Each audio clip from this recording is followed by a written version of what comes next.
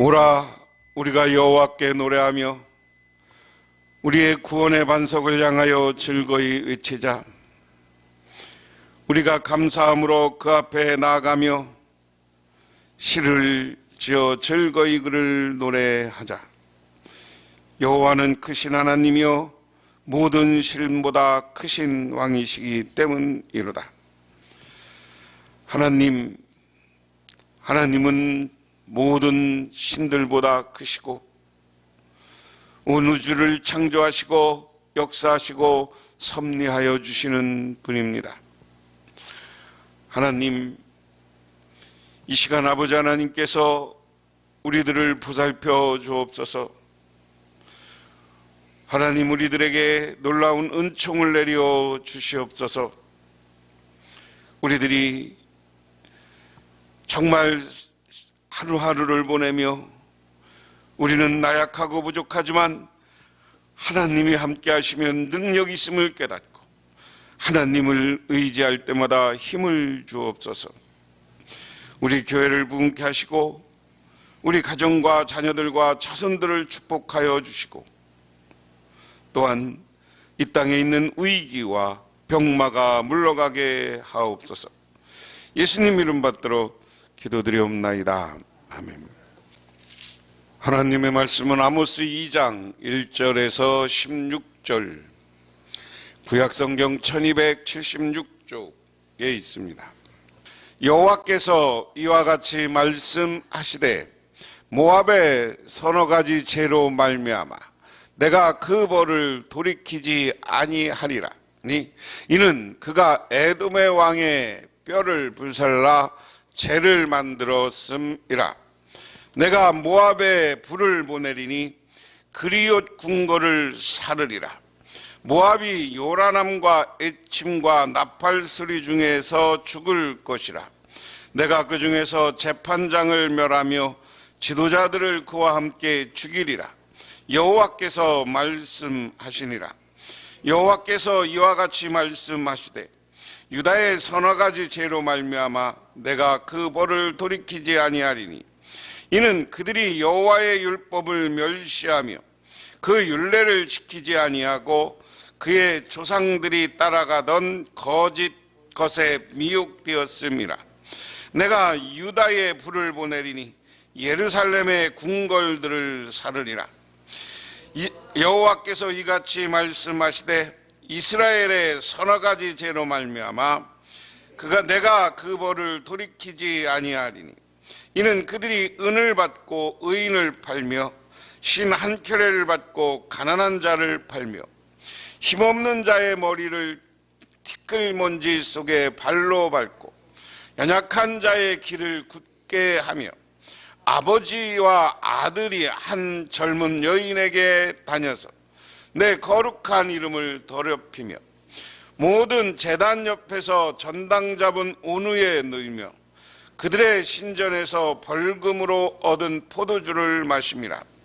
내가 아모리 사람을 그 앞에서 멸하였나니 그 키는 백향목 높이와 같고 강하기는 상수리나무 같으나 내가 그 위에 열매와 그 아래 뿌리를 진멸하리니 내가 너희를 애굽 땅에서 이끌어내어 40년 동안 광야에서 인도하고 아모리 사람의 땅을 너희가 차지하게 하였고 또 너희 아들 중에 선지자를 너희 청년 중에 나시린을 일으켰나니 이스라엘 자손들아 과연 그렇지 아니하냐?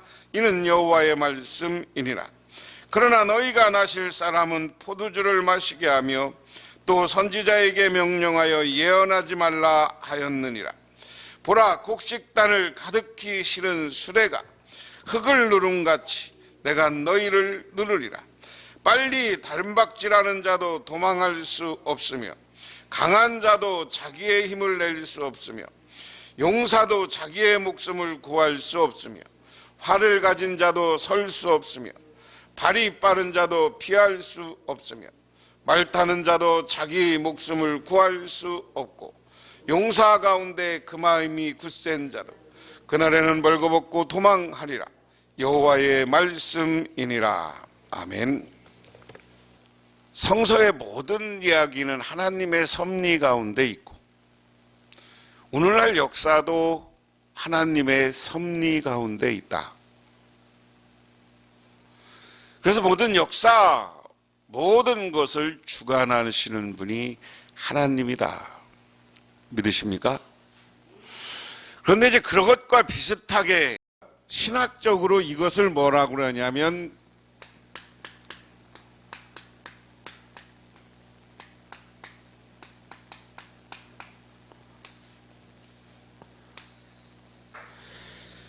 세계 역사를 구속사, 구원사, 시대별로 세계 역사가 쭉 이렇게 이어져 오는데 뭐 이야기하면 창세시대,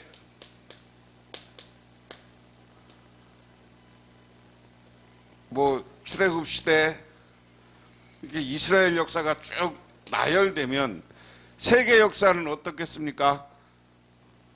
4대 문명, 고대 민주주의, 고대 민주주의라는 게 뭐예요?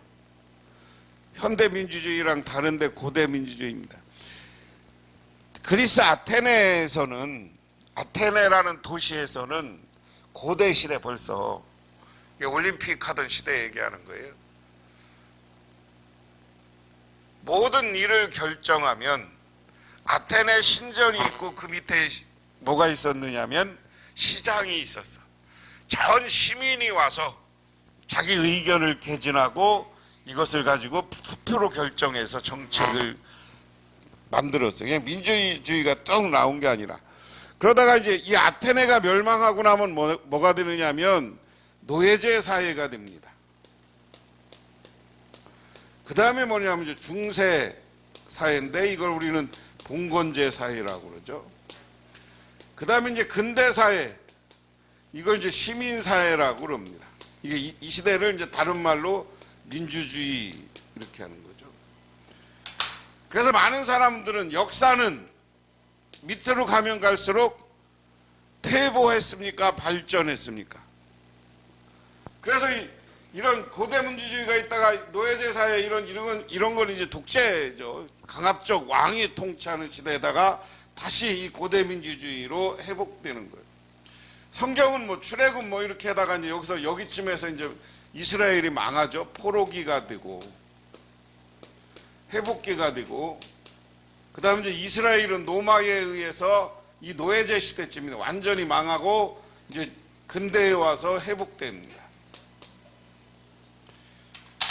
신앙적으로 얘기하면 여기는 뭐예요?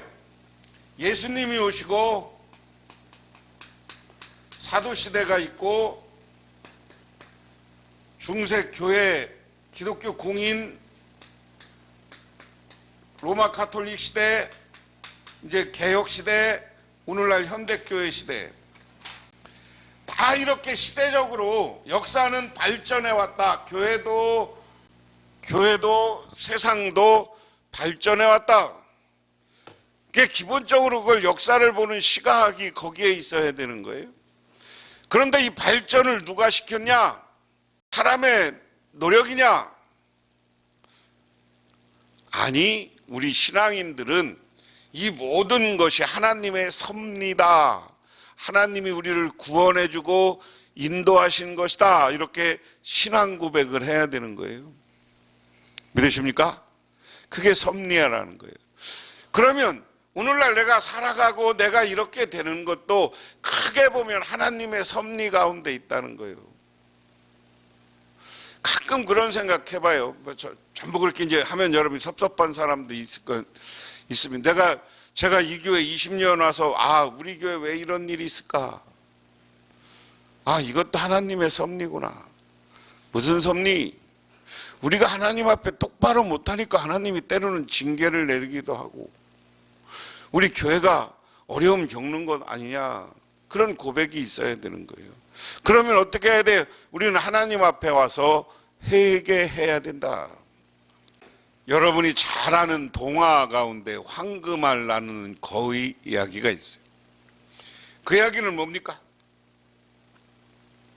어떤 가난한 사람이, 농부가 자기가 기르는 거위가 어느 날 번쩍번쩍 빛나는 황금알을 낳은 것을 발견했습니다. 너무 좋아서 믿을 수가 없을 정도였습니다. 거위는 다음 날도 그 다음 날도 황금알을 낳아 주었습니다. 농부는 매일 아침에 일어나자 거위 우리로 달려가 황금알을 찾아내는 것이 중요한 일이 되었습니다. 농부는 놀라운 만큼 굉장한 부자가 되었습니다. 그런데 재산이 늘어가면서 욕심이 생겼다는 거죠. 그리고 성급해졌습니다. 농부는 매일 하나씩 나는 황금알을 견딜 수가 없어서 거위를 잡아서 그 뱃속에 있는 황금알을 한 번에 꺼내버리자. 그리고 거위를 잡았어요. 황금알이 있었습니까? 없었습니까? 없었죠. 그 이후로 그냥 망하는 인생, 이걸 살고 말았다. 이 이야기 속에는 뭡니까? 사람이 가질 수 있는 욕심, 만족이 없는 욕심. 우리가 성경에서 누누이 얘기하는 우리에게 죄는 뭐냐? 우상숭배는 뭐냐라는. 우리가 하나님의 섭리 가운데서 살아야 되는데, 하나님의 섭리 가운데 있으면 축복, 보호, 인도. 하나님 섭리 가운데 살면 하나님이 우리를 축복해주고 보호해주고 인도해 주는 거예요. 그런데 우리는 하나님의 섭리를 떠나서 자꾸만 뭐예요? 욕심을 부려요. 욕심은 뭡니까? 이게 죄예요, 죄. 제가 여러분한테 여러 번 말씀드렸어요. 성경에서 얘기하는 우상숭배라는 것은 그냥 뭐 갖다 놓고 절하고 하는 게 아니라 욕심을 따라서 물질을 숭상하는 게 우상이야. 모든 우상은, 하나님을 제외한 모든 신은 풍요신이라고 그랬어요. 풍요신. 그래서 지난번에 제가 그 요엘서 공부할 때 이스라엘 백성들과 그 가나안 사람들이 섬기는 바알 신에 대해서 이 그림으로, 그 지금 남아있는 조각으로 보여준 적이 있어. 무슨 얘기예요? 여신인데 여자의 가슴이 12개야. 무슨 얘기예요? 가슴이 많다는 건 뭐예요? 애를 한꺼번에 12씩 낳아서 돼지처럼 소처럼 키우는 것을 그걸 축복이라고 생각하는 그 시대에 그게 그대로 거기에 우상숭배가 표현된 거예요. 그러니까 우상숭배의 모든 것은 죄다. 죄는 어디서 나오고 우상숭배는 어디서 나오냐? 이건 다 사람의 욕심에서 나오는 거예요. 여러분들은 교인이 되지 말고 신앙인이 돼야 돼요. 무슨 말인지 아세요? 어려워요? 교인이라는 것은 교회 속에서 직분 뭐 이런 거 가지고 나를 과시하고 조금 교회 섬기고 인정받으려고 하는 거, 이게 우리의 교인의 모습이야. 신앙인은 뭐예요? 사람 관계 보지 말고 나와 하나님의 관계를 똑바로 바라보라는 거예요. 내가 하나님 앞에서 지금까지 신앙생활 제대로 했느냐? 내가 하나님 앞에 지금이라도 가면 하나님이 나를 칭찬하겠느냐? 여러분 어떨 것 같아요? 자, 오늘 그런 의미에서 이스라엘이 그리고 이방 나라가 죄를 졌는데, 그 죄를 진 게 뭐냐? 죄 때문에 오늘 불을 보낸대. 어디에? 모압. 오늘 말씀은 모압, 유다, 이스라엘. 이 세 나라의 죄 때문에 그들이 불로, 어떻게 보면 심판이죠. 이 심판을 받을 거다 하는 이야기. 그게 오늘 말씀의 전부예요. 그래서 하나하나 보면 그렇습니다. 오늘 1절에 보면 여호와께서 이와 같이 말씀하시되 모압이 서너 가지 죄로 말미암아 내가 그 벌을 돌이키지 아니하리니 이는 그가 에돔의 왕의 뼈를 불살라 죄를 만들었고 내가 모압에 불살라 만들었음이라. 내가 모압에 불을 보내리니 글리옷 궁궐을 사르리라. 모압이 요란함과 애침과 나팔 소리 중에서 죽을 것이라. 내가 그 중에서 재판장을 멸하며 지도자들을 그와 함께 죽이리라. 여호와께서 말씀하셨느니라. 모압은 롯의 후손들입니다. 롯은 누구예요? 네? 롯은 누구예요? 기억이 안 나요? 아브라함의 조카 롯. 아브라함하고 가서 어떻게 했어요? 자하면 우하고 하면 저 소돔 가서 살다가 소돔이 멸망할 때 아브라함이 구해준 롯 후손들이, 그 후손들이 롯이야. 거기가 이제 나중에 모압 족속이 됐어요. 너희들에게 내가 불을 내릴 것이다. 근데 어디냐? 왜 그러냐? 너희들은 에돔 왕을 죽이고 그 뼈를 불살라 죄로 만들었다. 모압이 여기 있고요, 에돔이 여기 있어요. 그러니까 이스라엘 남쪽에서 이 모압이라는 나라와 에돔이라는 나라가 있었는데 모압이 에돔을 공격한 거예요. 공격해 갖고서는 조용히 그냥 그 땅이나 뺏고 세금이나 받아가지. 이 암몬의 왕을, 에돔의 왕을 죽이고 그 뼈를 불살라 버렸어요. 여러분, 전쟁에도 서로가 금도가 있는 거예요. 모압은 여기 있고 에돔이 여기 있었는데 모압하고 에돔이 전쟁을 했는데 보세요. 그 왕을 붙잡아다가 죽였어. 죽였으면 뭐 그냥 포로로 잡아간다 그러지. 사람들 많은 데서 죽였어. 그 죽인 것뿐만 아니라 그 죽인 거에 뼈를 추려서 뼈대기를 불살라 버렸어. 가루로 만들었어.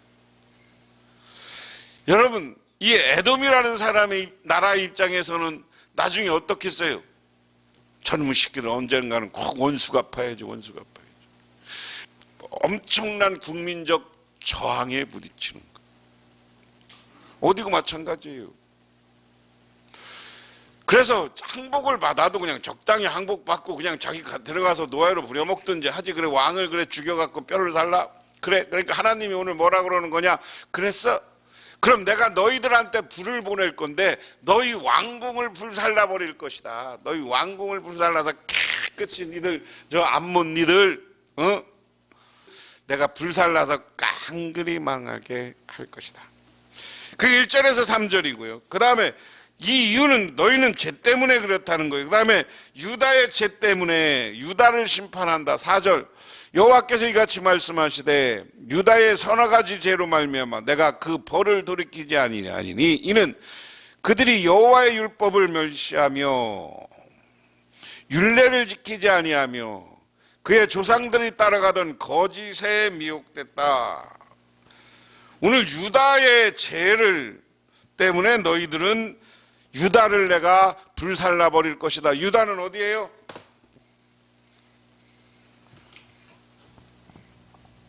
자, 이스라엘이 남한국과 유다로 이렇게 갈라졌어요. 이쪽 남쪽이 유다야, 북쪽이 이스라엘이야. 근데 북쪽과 남쪽을 망하게 할 것인데 하나님이 불살르고 너희들을 심판할 것인데 그 이유가 뭐냐 하는 거예요. 오늘 성경에 밝힌 세 가지, 서너 가지다 그랬어.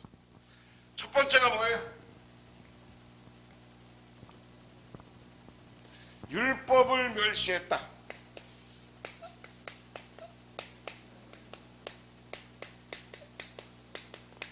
율법을 멸시했다는 것은 무슨 의미일까요? 율법대로 안 살았어. 네 맘대로 살았어. 쉽게 말해서 오늘날은 뭐냐면 여러분, 하나님의 말씀대로 신앙인답게 어디 가서 살아야 되는데 예수 믿는 데는 사람이 그냥 나눠주고 베풀고 사랑하지는 못하고 그냥 욕심 때문에 사람들과 다투고 싸우고 남의 거 뺏으려고 난리치고, 그게 율법이 무시한 거요. 사기치고 뭐 이거 다 죄 짓는 거다. 이게 율법을 무시한 거. 그 다음에 두 번째도 똑같은 거예요. 율례를 지키지 않은 죄. 율법이라고 했고 여기는 율례라고 했어요. 뭐예요? 율법은 하나님이 모세에게 준 10계명과 모세 오경에 나오는 거예요. 근데 이스라엘 백성들은 뭐라고 그랬어요? 고르반이라고 그래서 이스라엘 사내들이니 장로들이 정한 법, 오늘로 얘기하면 나라의 법이 있고 지방자치제는 뭐가 있어요? 조례. 지방자치제나 이런 우리끼리 만드는 조례를 지키지 않은 것도 범죄예요. 크게 이제 우리나라를 통치하기 위해서는 크게 이제 나라에서 법을 형법 뭐 이런 거 만들어서 운영하지만 조그만 민사과는 건 지방자치제에서 이제 행정규칙 이런 거 만들어서 한단 말이에요. 그 다음에 이들이 셋째는 열조에 따라가던 거짓에 미혹됐다. 이스라엘 유다가 하나님 앞에 거짓말, 그러니까 이스라엘 백성들 나라가 왕이 생기고서부터 왕들이 하나님의 뜻대로 정치한 게 아니라 지네 법을 위해서 거짓말을 했단 말이에요. 거짓말을. 쉽게 얘기하면 다윗은 우리아의 아내를 범하고 그리고 우리아를 죽게 만들고 시침이 툭 대. 오늘로 얘기하면 이게 뭐예요? 간통, 간음죄 플러스 살인, 교사죄. 그렇지? 응? 이런 엄청난 죄를 왕이 저질렀어. 이것처럼 이스라엘 백성들은 하나님 앞에 바르지 않고 지들끼리 죄를 짓고 이런 걸 거짓말, 그 조상들이 하는 거짓말을 따라 야 이래 복받아. 근데 이게 전반적으로 이 거짓말이라는 건 뭐냐? 우상숭배요. 신의 욕심을 따라 살기 위해서는 거짓말이에요. 예수님이 공격한 것처럼 야 부모님을 공경하라 그랬는데 우리가 고르반에서 이거 하나님께 바칠 건 공경하지 않아도 된다. 그래서 부모님 밥은 안 주면서 지들은 잘 처먹고 잘 살고, 그랬던 죄도 하나님께 드린다 그러고 드리긴 뭘 드려? 지들이 먹고 사는 거지. 이런 못된 짓 한 거. 이것 때문에 너희들 벌 받을 것이다. 그래서 이것 때문에 여기 유다가 망할 것이다. 그 다음에 세 번째는 6절부터 11절까지는 이스라엘의 죄다. 이스라엘까지 여호와께서 이같이 말씀하시되 이스라엘이 서너 가지 죄로 말미암아 내가 그 벌을 돌이키지 아니하리니 그들은 은을 받고 의인을 팔며 그랬습니다. 이스라엘의 죄는 은을 받고 의인을 팔았어. 사람대로 살고 알고 물질 중심의 삶을 살았다. 이게 첫 번째 죄예요. 두 번째는 뭡니까? 신한켈레를 받고 가난한 자를 팔며, 이게 사람을 팔았다. 물질로 인신매매인데요.